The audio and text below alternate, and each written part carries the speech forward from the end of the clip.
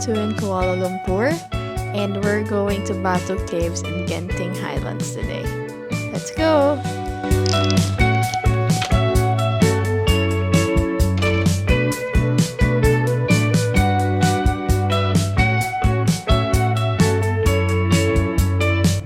We didn't book a tour because going to Batu Caves is easy through public transport. From the hotel, we took a Grab to KL Sentral station. From there, we'll be taking the train straight to Batu Caves.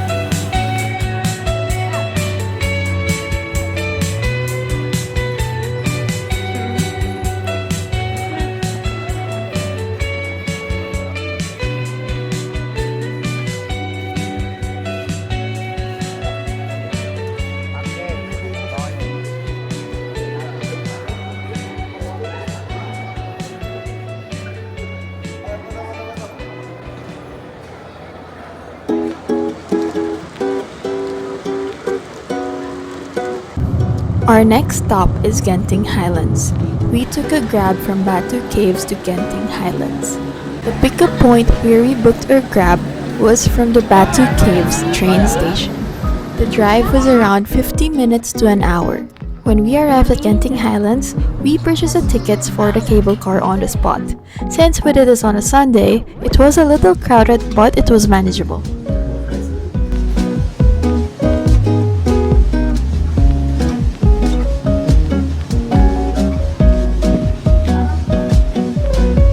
The first stop of the cable car is Swee Caves Temple.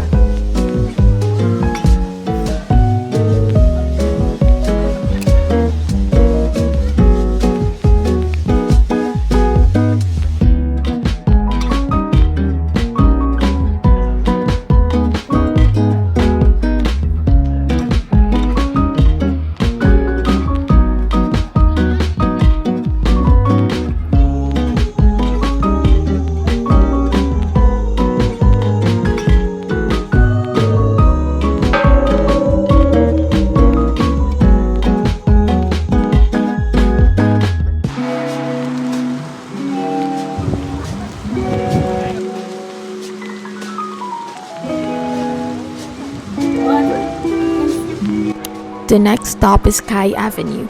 Sky Avenue is a shopping mall with an outdoor and indoor amusement park.